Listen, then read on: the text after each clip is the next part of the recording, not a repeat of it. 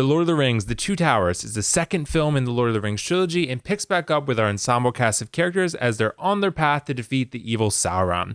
Frodo and Sam are traveling with a mysterious creature named Gollum, while the rest of the characters are fighting off the forces of Sauron to retain the world of men. As the ring calls to Sauron and his forces grow in strength, the races of Middle-earth must unite. Alright, so I'm really excited to be reviewing Two Towers today because after my rewatch of Fellowship, I was really excited to dive back into what many believe to be the best Lord of the Rings film and one of the best movies ever created, period. So I've always maintained that I think Return of the King is the best of the trilogy, but I'll have to say that after watching Two Towers again, Return of the King is going to have to be every bit as excellent as I remember it being to top Two Towers, because Two Towers is easily one of the best movies I've ever seen, not just one of the best Lord of the Rings films that I've ever seen, one of the best movies I've ever seen, period. There are several reasons that I love this film, but first and foremost, the film again plays to the strengths of the charismatic cast of characters and even adds compelling new ones to the mix. Many of these characters are not even significantly developed in the film, but they're so interesting and likable that it really doesn't matter. These films are 3 hours long, but yet somehow they never feel like it. There's 3 journeys we're following simultaneously in this film that all make for incredible entertainment.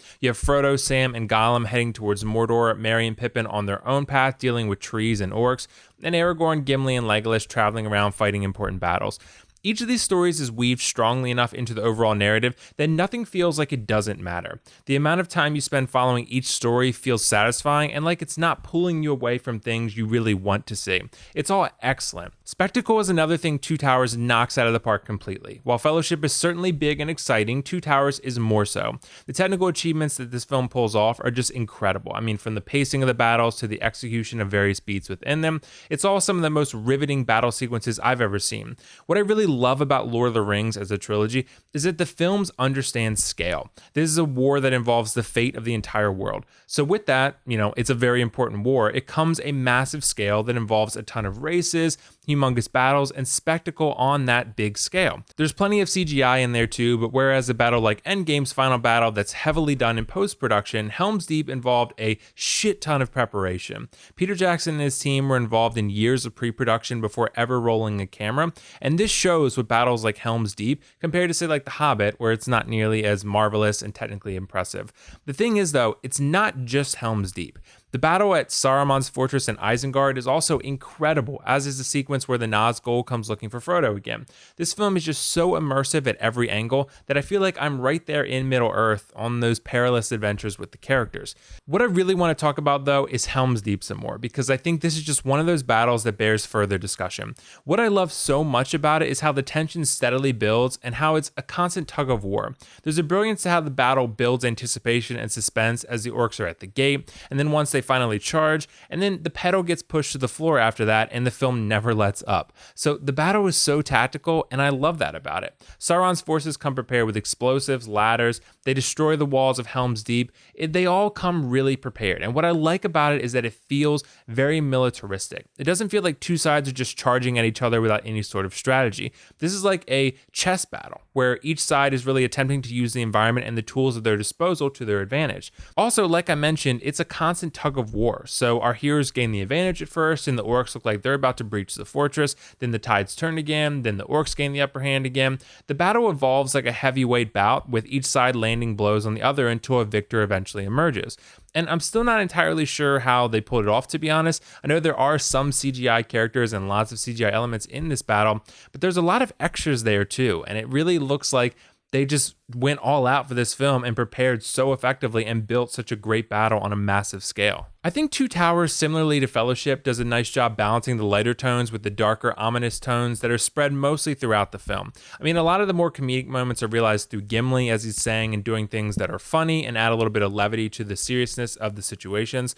But I really love the Legolas Gimli bromance because I think there's, that's truly a beacon of light throughout these 3 films. And I love virtually every scene with these two interacting because they do start as enemies. They don't like each other and they constantly evolve into very close friends. Each of the Lord of the Rings films manages to provide some hope and heartwarming moments that strike an effective balance with the doom and gloom of Sauron. It's really strong writing that keeps the viewer not feeling exhausted over 3 long 3-hour journeys. This review had kind of turned into a mild spoiler review, but it's fine because the film came out like 20 years ago now, so you've probably seen it by now anyway, so I think it's okay. But I really like how Gandalf is reintroduced. The only thing I didn't love about it is that he has Saruman's voice at first, and to trick the viewers, and it didn't really quite make sense to me. But aside from that, I love Gandalf the White even more than Gandalf the Grey. I just like the look a little bit more. I think he's more badass. He rides on a Pegasus, basically, and his look is even cooler with the white new robes and all, and he retains a very similar personality, which is good, but he's also a little more serious, which makes sense considering the circumstances of his return. But really, it's a great return, and I love the look for him. Another really awesome thing about all the Lord of the Rings films, but I particularly noticed it with this one, is the score.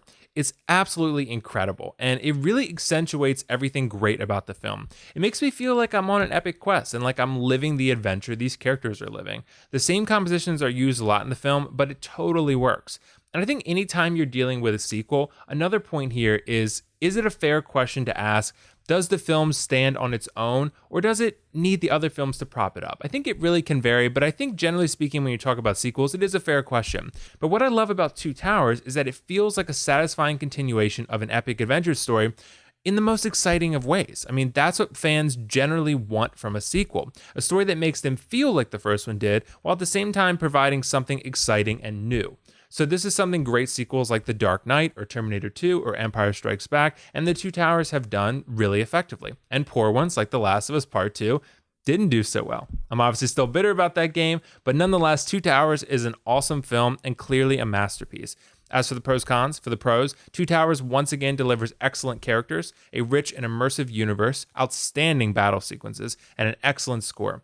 I don't have any cons because I think this film is great, so I'm giving it a 10 out of 10, and I'm saying it's better than Fellowship. It's close, but I think it nudges it out just by a little bit. So make sure to let me know in the comments below what you guys think about The Two Towers and whether it's your favorite Lord of the Rings film or not. I still plan to watch Return of the King pretty soon, so be on the lookout for that review in the near future. But in the meantime, please make sure to follow me on Instagram. As always, Will_Foxification. There's lots more updates there for you guys, so you don't want to miss out. So I would love to interact with you guys too, so that's why I kind of like having you there.